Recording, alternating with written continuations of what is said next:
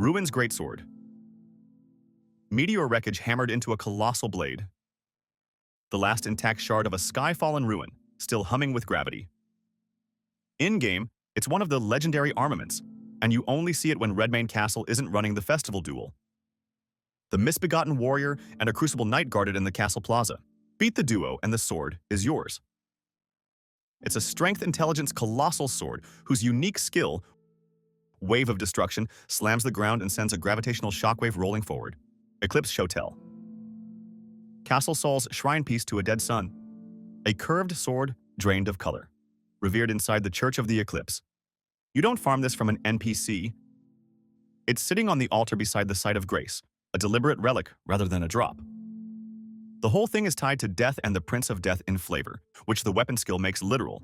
Death Flare lights the eclipse and lets your cuts build Death Blight during the effect, then finishes with an explosive follow-up if you input again. Grafted Blade Greatsword. A protest made of steel. Castle Morn's story fused into a single colossal sword of other swords. In lore, it's the hero of Castle Morn's banner weapon, later stolen by the Leonine Misbegotten. In play, you claim it by defeating the Leonine at the Morn Moangrave on the Weeping Peninsula. It's explicitly one of the legendary armaments. The signature skill, Oath of Vengeance, is a vow made mechanical. For a short window, your poise spikes and every attribute rises by +5, turning a last stand into an actual win condition. Sword of Night and Flame. Korea Manor's Heirloom, Treasure of Korea, and another named Legendary Armament.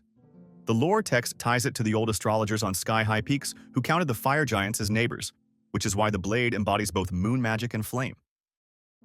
You don't get it from a kill. It's locked in a chest inside the manor's rooftop tower. Drop down from the walkways near the Raya Lucaria puppets. The unique stance is the thesis. Night and Flame stance, then light attack for a Night Comet-style beam or heavy attack for a sweeping fire wave. Marais Executioner's Sword. House Marais Grim Badge from the Shaded Castle, one of the legendary armaments. Stolen on the day of an execution by Elemer of the Briar. He's the boss you hunt down in the castle's keep. Drop him, and the sword is yours. He also appears as a bell-bearing hunter elsewhere, but the legendary armament is credited here. The skill, Eocade's Dancing Blade, is a telekinetic spiral. The sword whirls out and chews through anything caught standing long enough to be judged. Dark Moon Greatsword. A Moonlight lineage blade under a new name. In-carved text traces it back to the Carian astrologers and the cold light they swore by. In Elden Ring, it becomes Ranni's pledge gift to the consort who sees her plan through. You don't loot it from a corpse, you earn it. Finish Ranni's quest, reach the Cathedral of Manus Celes on the Moonlight altar, and she leaves the sword at your feet. Mechanically, it's the archetypal Moon Greatsword. The Moonlight Greatsword skill coats the blade in dark lunar frost, adds magic damage and frost buildup, and turns charged heavies into arcing beams. The same blue crescents this weapon has fired across From Software titles for decades. Devourer's Scepter. A future Rykard imagined, cast as a bludgeon. The description frames it as a vision he grasped in his final moments, which is why the head is a serpent swallowing a world, blasphemy as doctrine. In play, it's tied to Bernal. Defeat him to claim it. You can kill him early at War Master's Shack or Volcano Manor. Or let his story run to crumbling Farum Azula, where he invades and drops it there. Its unique art, Devourer of Worlds, releases expanding shock rings that siphon HP on hit. The sustain reads like Rykard's Creed, power taken through consumption. Golden Order Greatsword. A sermon in steel from Radagon's School of Unalloyed Order. Item text ties it directly to Radagon, modeled after the Elden Ring itself, later carried off to the far north, with telltale signs it was once the blade bequeathed to him by Renala. So even the weapon's existence tracks the marriage divorce split that defines the age. You recover it by defeating the misbegotten crusader in the Cave of the Forlorn, consecrated snowfield. Its art, Establish Order, raises the sword in a golden salute that detonates, then, on repeat input, sends traveling waves of holy light, Bolt of Gransax. A trophy from Lanedel's oldest legend. When the ancient dragon Gransax struck the capital, a colossal spear of red lightning embedded in the city became a monument. Your copy is a forged fragment of that myth. Crucial detail, it's a missable pickup. You must grab it in Lanedel Royal Capital before the city becomes ashen after Malekith. The weapon is a lightning-kissed spear that favors dexterity, and its art, Ancient Lightning Spear, winds crimson lightning around the shaft before you hurl a piercing bolt. The rite of the ancient dragons reduced to one cast, everything about it, Placement on a high terrace, timing window, and the stat skew says, heirloom of a city that stared down the sky. Black knife.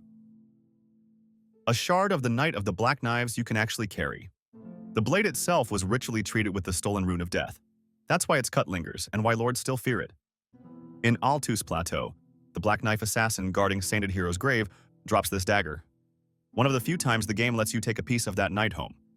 The skill Blade of Death flicks a black flame projectile that reduces maximum HP and inflicts damage over time, mirroring how Godwyn's body and soul were torn apart. Godslayer's Greatsword. The blade isn't God's skin decor. It's the sacred sword of the dusk-eyed, gloam-eyed queen, the figure who once led the Godskin apostles before Malekith put her down. That's why every apostle fight reads Black Flame Catechism. Their fire traces back to this weapon. You don't trade a remembrance for it. You go down into the divine tower of Caelid's basement, beat the Godskin apostle guarding a sealed chamber, and take the sword from a chest beyond. Its art, the Queen's Black Flame, is a two-stage spin that coats the blade in black flame. Both the slash and its lingering burn shave off a chunk of max HP as damage over time, mirroring how Godslayer fire works in the lore. Ancient Meteoric Ore. Greatsword. Shadow of the Erd Tree digs up a relic of the old Sky Wars, a greatsword forged from a shard of ancient arrowhead ore. Meteor metal tied to the old god's arsenal. You pick it up inside the ruined forge of Starfall Past in Skadu Altus, one of the DLC's smith temples preserved in magma and ash. The skill, White Light Charge, floods the blade in pale radiance and drives you forward into a crushing thrust. On a clean connect, the impact blooms into a short shock that chews clustered targets. It's a somber, unique weapon tuned for strength and arcane leaning builds. But the real hook is the skill's carry distance. You cover ground and delete poise in one motion. Sword of Darkness. This one isn't looted from a boss at all. It's what the stone-sheathed sword becomes when you attune it at an altar of darkness, the twin to the altar of light introduced in the DLC. The blade's art, Darkness, raises a tide of night that erupts in a circular cleave. Hold the input to sustain the swell. Release to detonate. It's a deliberate, commitment-heavy action that rewards timing and spacing, and critically, it applies a darkness debuff on hit that juices wholly aligned follow-ups. The how matters for the list. You first claim the stone-sheathed sword, then visit the darkness altar to bind this aspect. Sword of Light. The sister aspect is the same stone-sheathed sword bound at an altar of light. Its art light fans a spread of radiant beams and grants a self-buff that increases your holy damage by approximately 20% for roughly 60 seconds. A rare built-in damage steroid on a weapon skill. The beam pattern is wide and catches rolls. The buff persists even after the cast, so you can pre-chant before committing to a boss pull. Together, Light Darkness form a kit. Buff yourself with light. Debuff the target with darkness. But you only walk around with one aspect per playthrough unless you arrange a second copy. Euporia. A legendary twin blade hidden deep in Belurat/Enir Elim's descent route. Lore leans toward Miquella's Abundance Made Steel, which tracks with how the weapon powers itself up by fighting. Unlike anything else in the game, Euporia builds an intrinsic meter, often called luster by the community, as you land strings. After enough hits, its WA Euporia Vortex upgrades. Spinning a vortex that, at full charge, fires a central holy beam and dramatically spikes your damage window. The path is late game.